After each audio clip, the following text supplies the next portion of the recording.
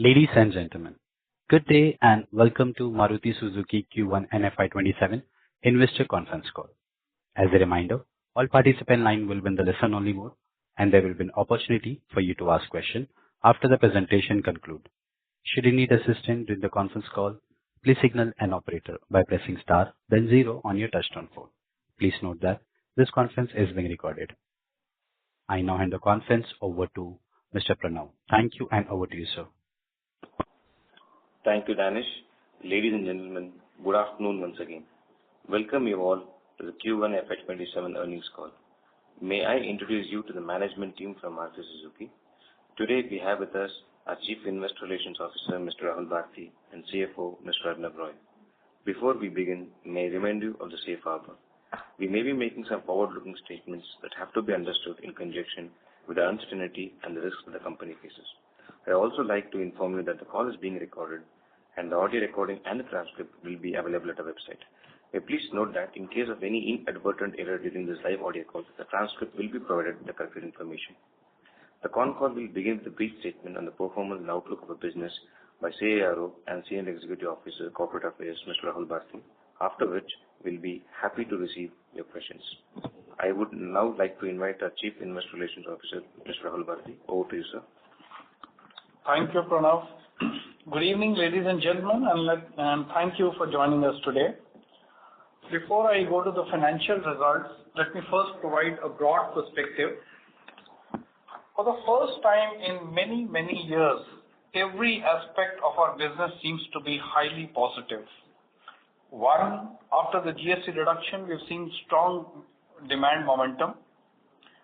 Two, for Maruti Suzuki, small cars have come back with a bang. Our small car sales grew 34% in the quarter year on year. And not just small cars, 3 SUVs grew by 44.6%, and we are close to SUV leadership in absolute numbers. So we grew in all segments, and obviously, as a consequence, our domestic market share increased by 2.3 percentage points in this quarter to 41.2%. And not just domestic, the fourth is exports grew by 28% in the quarter. 5, though last year after GST reduction, sales grew up, but we didn't have sufficient capacity to meet demand. So in quarter 1, we've commissioned 1 plant in Kharkhoda, and another in July, in quarter 2, which happened yesterday, we announced a second plant in Gujarat in close succession, both adding to about 500,000 installed capacity. Of course, there's a ramp up involved. What gives us even greater confidence is the underlying strength of the business. It is not often that we see so many growth drivers coming together at the same time, and therefore we look at the future with considerable optimism and confidence. And in line, we continue to expand capacity to support future demand. Of course, because of the West Asia crisis, there were some commodity and energy and logistical cost increases during the war, but that is a temporary phenomenon. To fully appreciate the financial performance of the quarter, it is important to understand the circumstances that prevailed during this period. As you are aware, the conflict in West Asia created significant uncertainty across global supply chains. For Maruti Suzuki, operating at a scale of over 2.5 million units per annum and working with nearly 450 Tier 1 suppliers and close to 2,000 Tier 2 suppliers, ensuring continuity of supplies was challenging and became our highest priority. The company responded swiftly and worked closely with its supplier partners to assess vulnerabilities and implement dynamic countermeasures across the supply chain. The sudden and steep increase in commodity and energy prices did create some working capital pressure for several suppliers.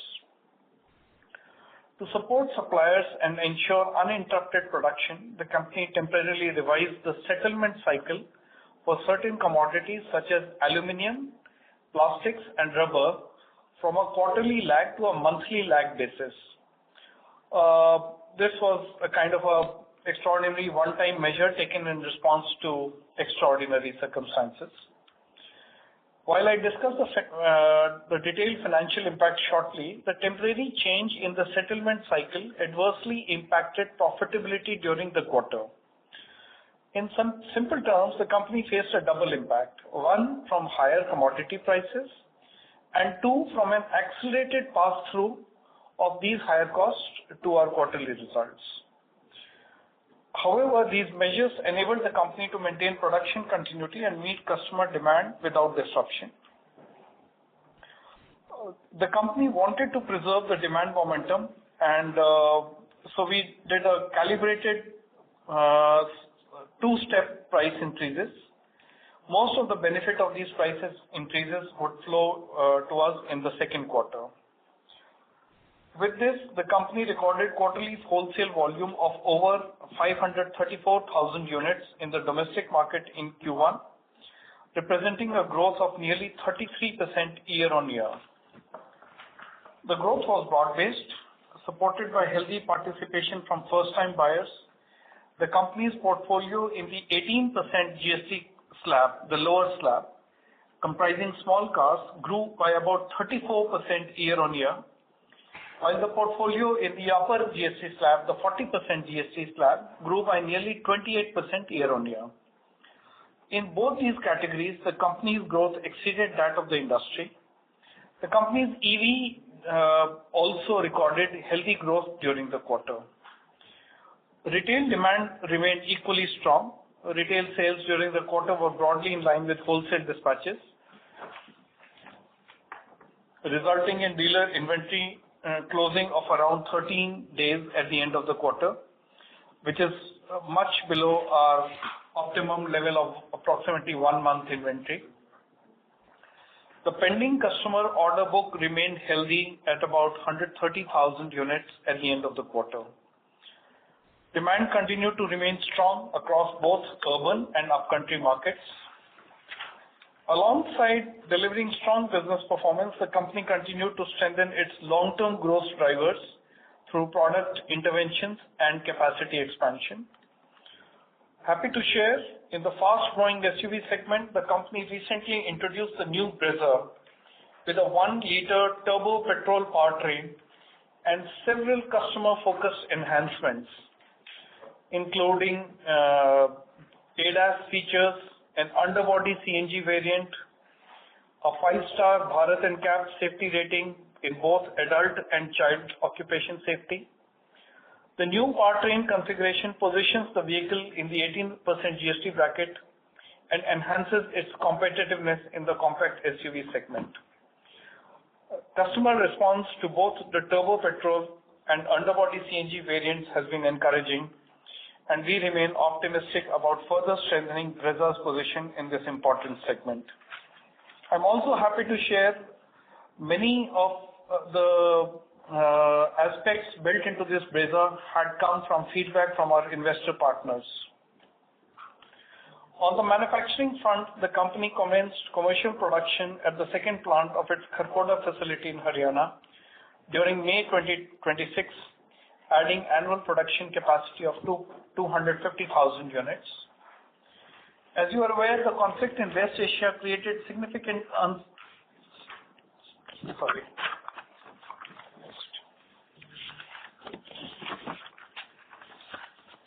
In addition, as announced yesterday, commercial production has also commenced at the 4th manufacturing line of the Hansalpur facility in Gujarat, adding another 250,000 units of annual capacity. With these additions, the company's total annual production capacity across Haryana and Gujarat has increased to approximately 2.9 million units. Both facilities will ramp up progressively in due course.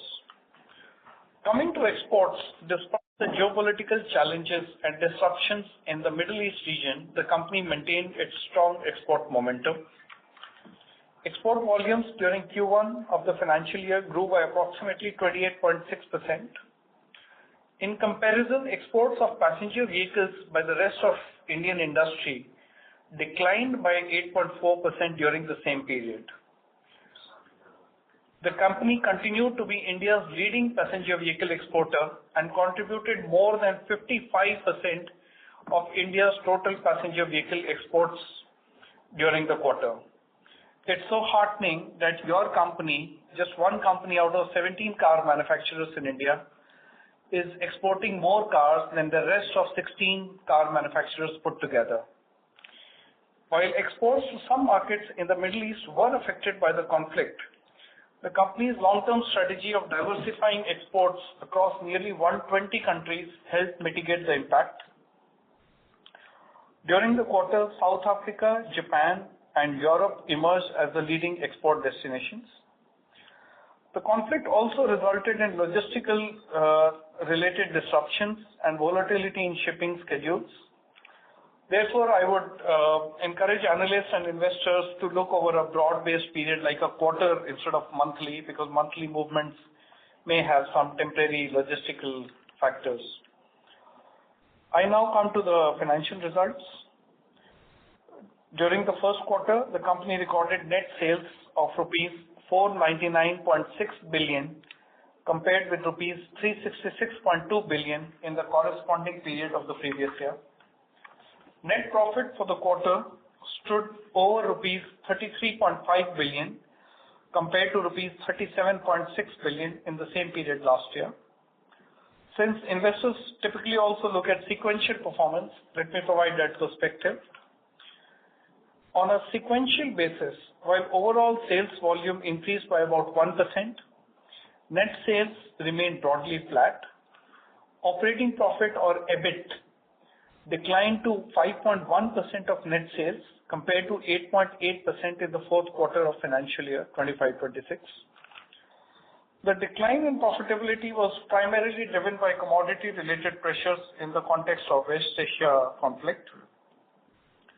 Commodity costs had an adverse impact of approximately 300 basis points. Importantly, nearly 110 basis points of this impact was attributable to the temporary change in the commodity settlement cycle from a quarterly lag to a monthly lag basis, which I just explained earlier.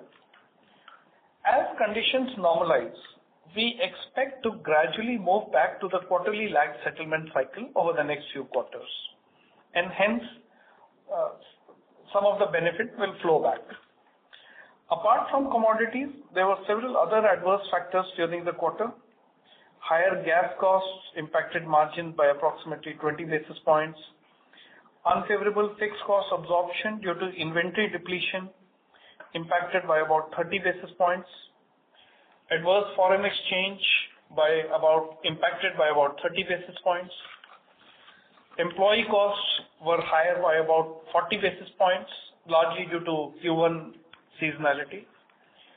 Depreciation increased by about 20 basis points, primarily on account of the new Kharkhoda facility. These adverse factors were partially offset by lower other expenses of about 30 basis points and higher operating income of about 30 basis points. Because of higher non-operating income, the company would achieve a profit after tax of over rupees 33.5 billion. As I mentioned earlier, the company took a conscious decision during the quarter to prioritize supply continuity and support its supplier ecosystem during an extraordinary period of uncertainty. While this decision had an impact on profitability, it enabled uninterrupted production and helped us achieve record sales. And let me also share some perspective on the outlook. The company continues to strengthen the foundation for its next phase of growth. We are strengthening our product portfolio, expanding manufacturing capacity. We are pursuing a multi-powertrain technology pathway and enhancing our competitiveness across segments. With healthy demand fundamentals and multiple growth drivers coming together, we believe the company is entering a phase of renewed growth momentum, giving us confidence in our ability to deliver sustainable, healthy growth and create long-term value. We'll also be issuing our annual report very soon for the last financial year, and some of these messages you can find in the annual report also. We thank you with that, and we are now ready to take your questions, your feedback, your observations. Thank you so much, sir. Ladies and gentlemen, we will now begin with the question and answer session. Anyone who wishes to ask a question may press star and one on their touchtone telephone. If you wish to remove yourself from the question queue, you may press star and two. Participants are requested to use handsets while asking a question. Ladies and gentlemen, we'll wait for a moment while the question queue assembles.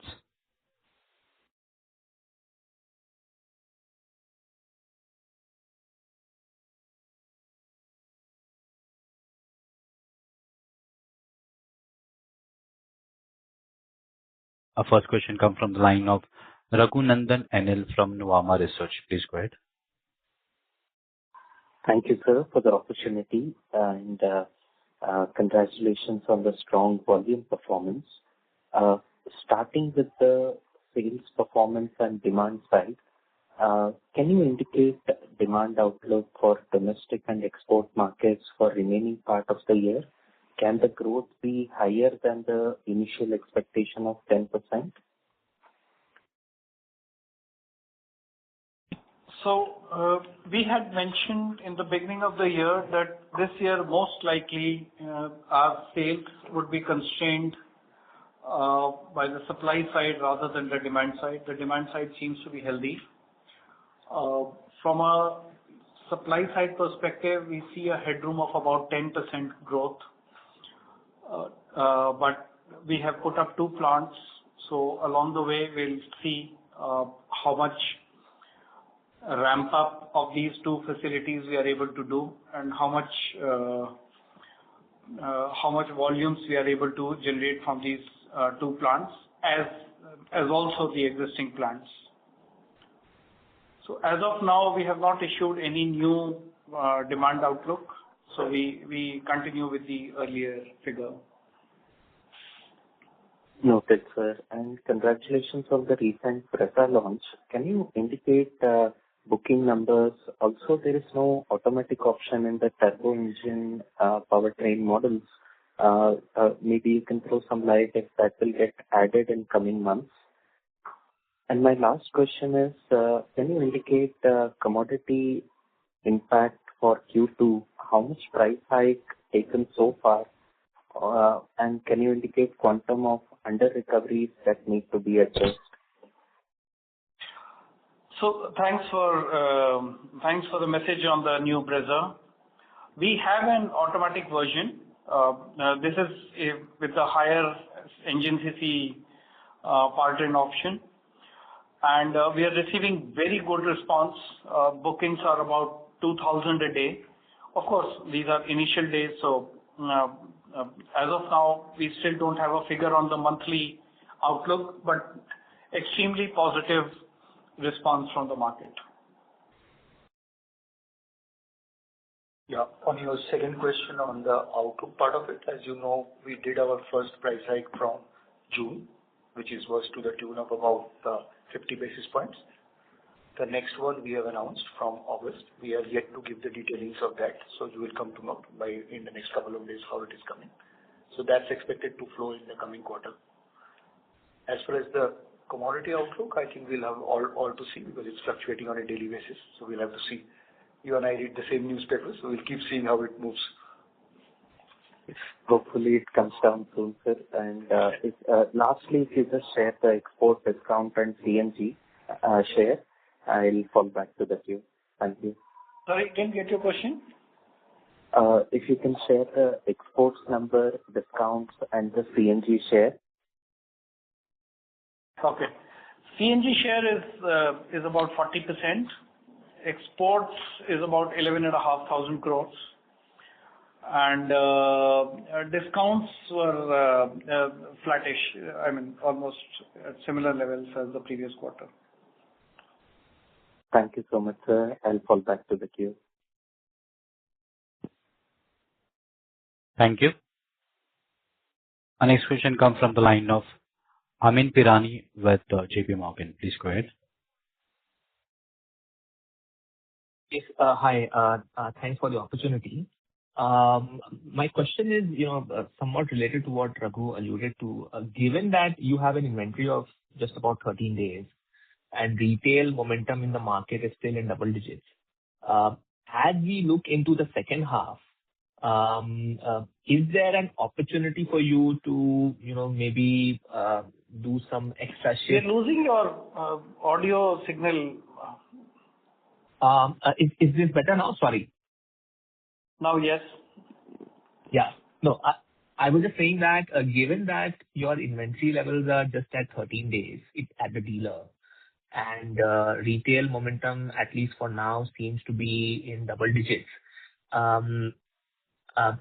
In the second half, is there an opportunity for you to, increase, shifts, and try and grow higher than the 10%? Because it appears that for the industry, the earlier expectation was that we will grow at high single digits with double digit in first half and maybe low single digit in second half. But the momentum seems to be surprising everybody. And is that your opinion as well? So we had kind of predicted this momentum, and that is why we tried to expedite the commissioning of both the plants. So yes, that's an obvious effort to how to ramp up the new plants. We'll obviously be making our best efforts to have maximum supplies. If the customer is waiting, it's our duty to deliver cars. Okay, that's helpful. I'll come back in the queue. Thank you. Our next question comes from the line of Arvind Sharma with Citi. Please go ahead. Yeah, hi. Good evening, sir. Thank you for taking my question. The first one would be on the Brezza. The turbo engine has been very aggressively priced. According to you, who will really opt for the larger engine? And is it just the automatic transmission that would lure people out there? Or is there something that we could see in terms of pricing of the turbo engine going forward? That's first. I'll take the question later. I would say it's not just the pricing. The response of the engine, the peppiness, the features, the ADAS, the infotainment features of the car, the 5-star safety rating both in adult and child occupation. So the whole package is very exciting, and the automatic transmission is also available in the higher power option. So it's a very strong combination. Yes, exactly my point that when you have a turbo at a lower price, what would push a customer to buy a higher price non-turbo variant? See, there are takers at every segment and every feature. So something in for example, automatic transmission. So the underbody CNG. So there are so many aspects about the car that could appeal to different segments of customers, and we have takers at every sub-segment or every variant of the car. So it's been carefully planned and designed that way.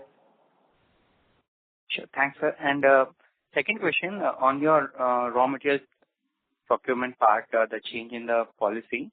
Why is it very different from other peers? Because there's a big proportion of gross margin decline that can be attributed to this new policy. So why is it so different? And when does it kind of normalize? So first, let me share that there was no disruption. We did hear of disruption in the industry owing to gas or energy or commodities.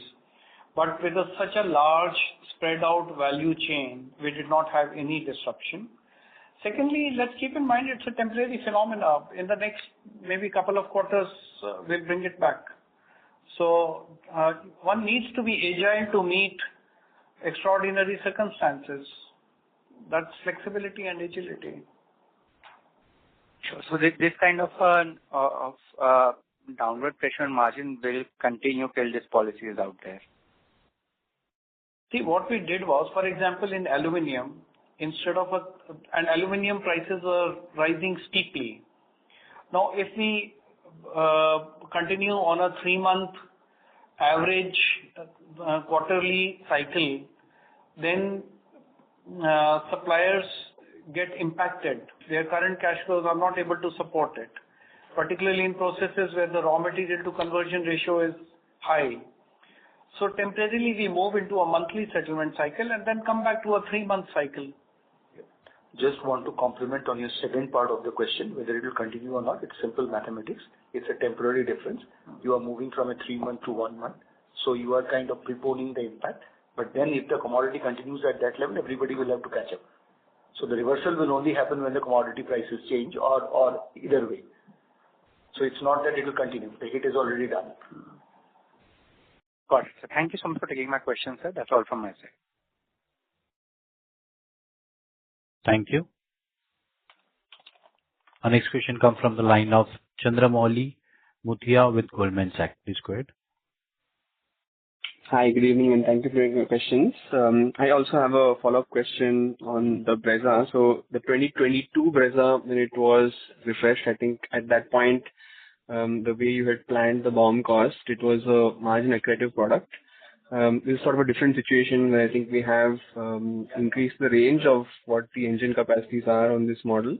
So just want to understand the way you've planned the BOM cost on this one. Would you think that this is also potentially a margin accretive opportunity for the company in the form of the new Brezza that's been launched to customers? And I have a follow-up question. Thanks. But product-specific margins, you would agree with me, is too confidential a business information that can be shared publicly. But rest assured, when we plan a product, we keep every stakeholder in mind, the customer and the investor alike. So, unfortunately, if volumes come, everybody is happy. So, and you would have seen it in so many of our SUVs, so many of our other products. So, rest assured, we have taken care of all aspects in the design and planning of the product. Got it. That's helpful. Second question is just related to the volume growth that you've been able to achieve. Just want to understand what is the current utilization rate at the new line in Kharkhoda, which was commissioned in the previous quarters, and also if you could sort of give us some of the updated details on your buyer demographic mix around first time replacement additional, as well as in the past you have given sort of color around salaried, government employee, self-employed, business and so on.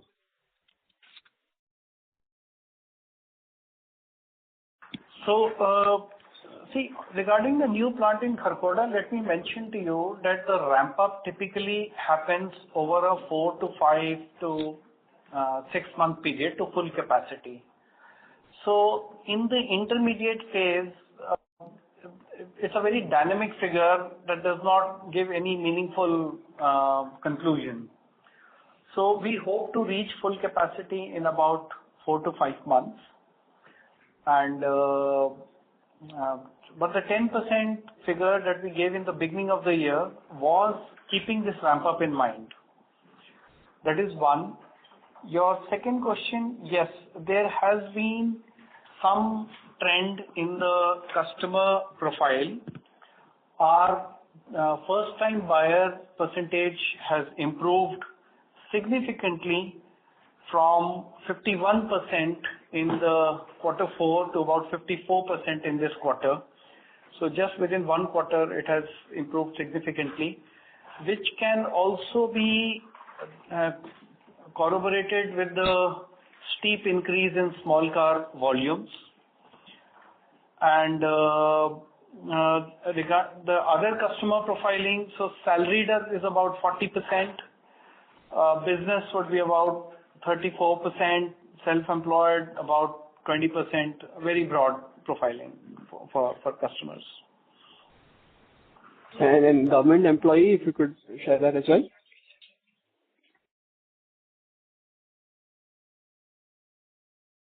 It's the same at around 15%. Got it. That's helpful.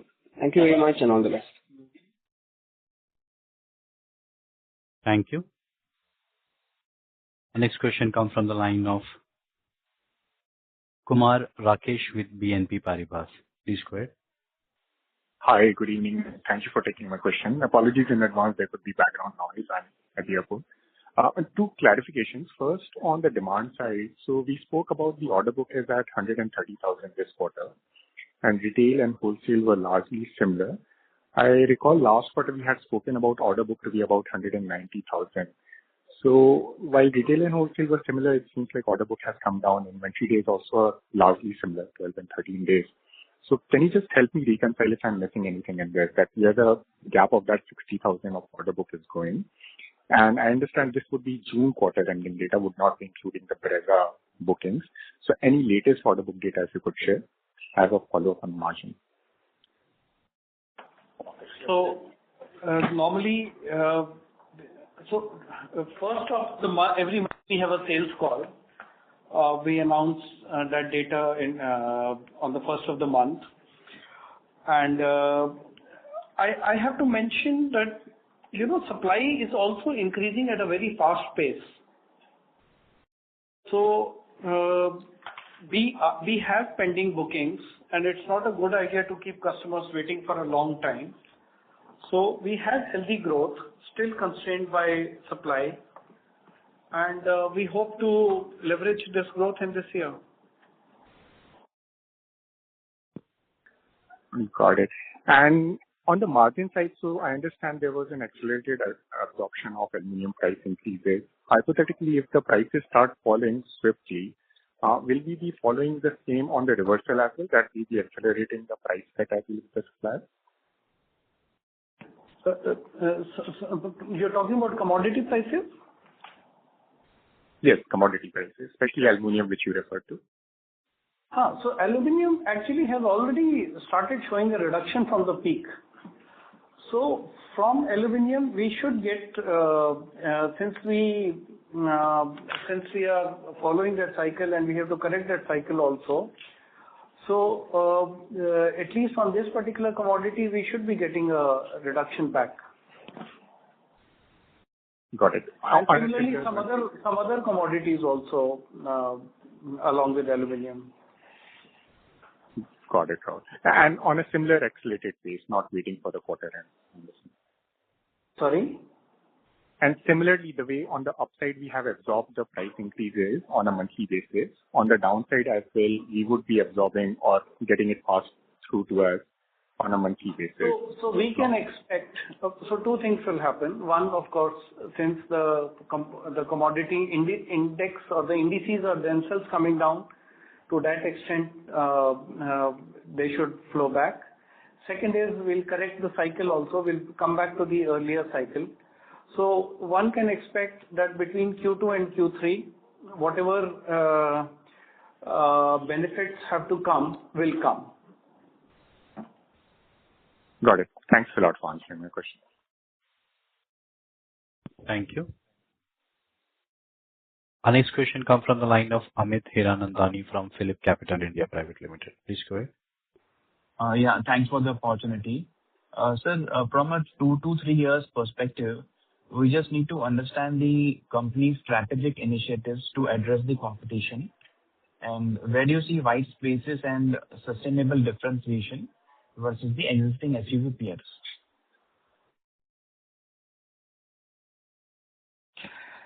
So this is what keeps the management busy all the time. As I mentioned in my opening remarks, the management is strengthening the business of the company across several fronts. One is exciting new products that have very powerful features, performance, that are compelling propositions for our customers, which you can see with very less numbers of SUV models. We are close to SUV leadership. So, and within the top 10, for example, many times 6 or 7 models are from Maruti Suzuki. So volume per model is also high, which means volume per unit investment.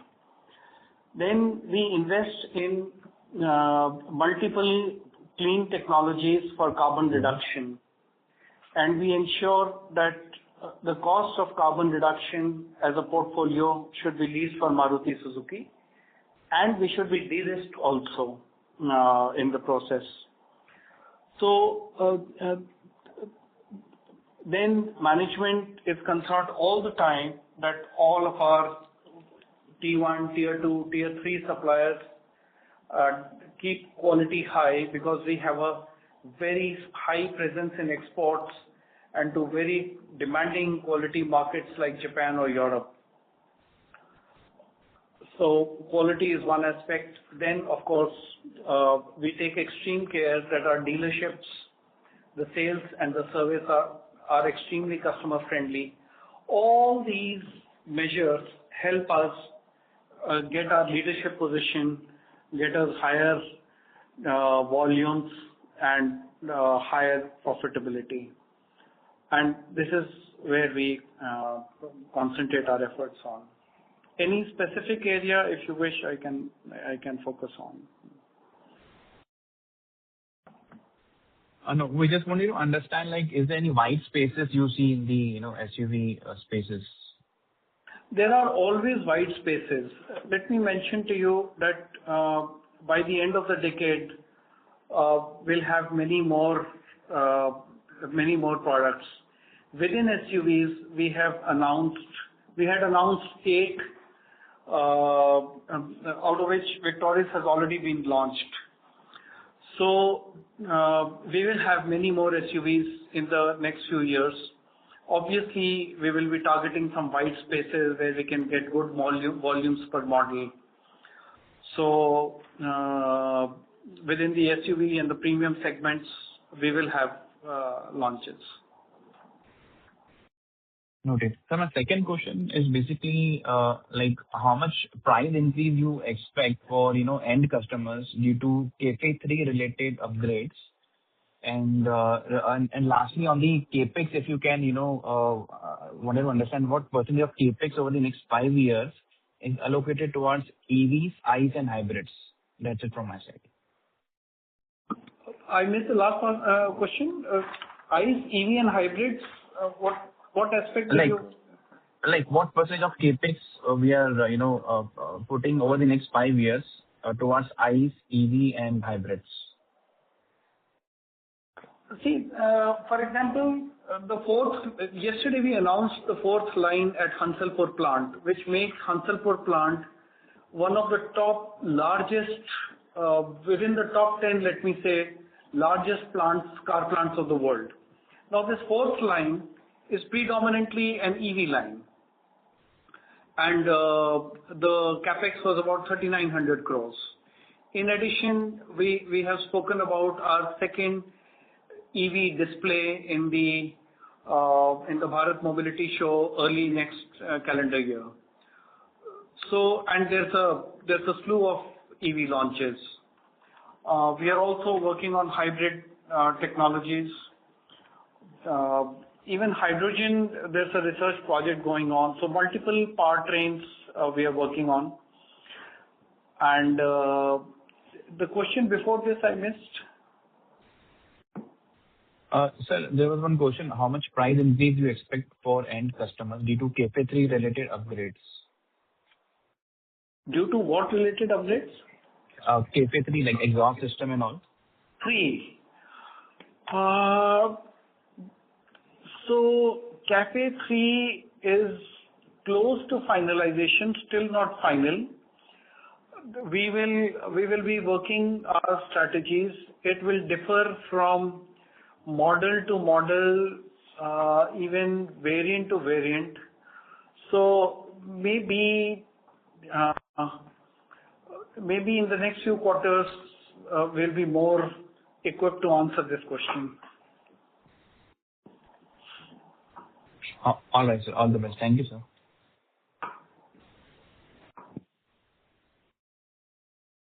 Thank you. Our next question comes from the line of Ashish Jain with Macquarie. Please go ahead. Hi, sir. Good evening. Sir, just continuing on the, on the comment on commodity. Given like if I just look at the aluminum prices, they were like close to $3,700 in first week of June, and now they are $3,100. So it's safe to assume that this 3,700 kind of spike is already there for us in 1Q already. I mean, when you say real time or 1 month lag, just want to be a bit more clear because commodity has fallen very, very sharply in the last 20 odd days. That's why, I'm kind of, probing into this a bit. Yeah.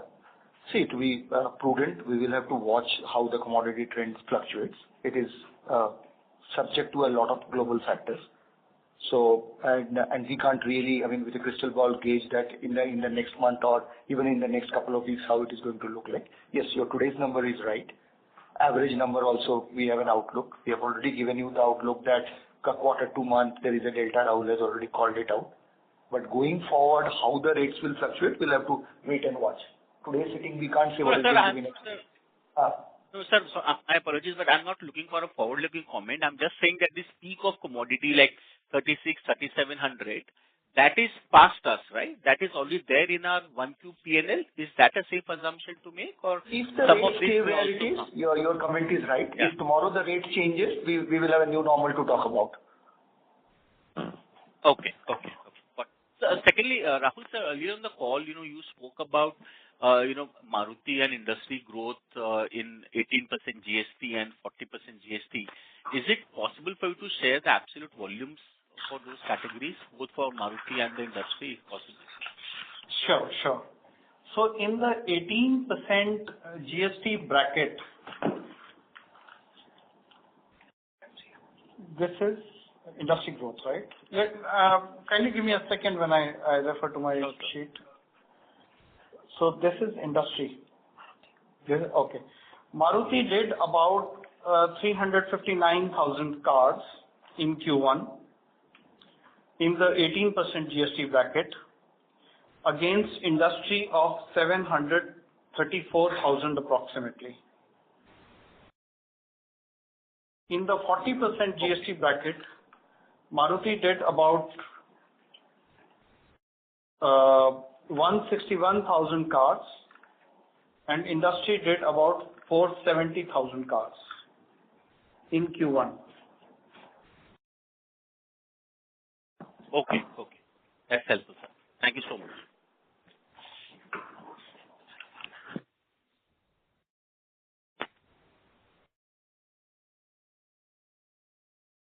Thank you so much. Ladies and gentlemen, that was the last question for today. With that, we conclude today's conference call. On behalf of Maruti Suzuki,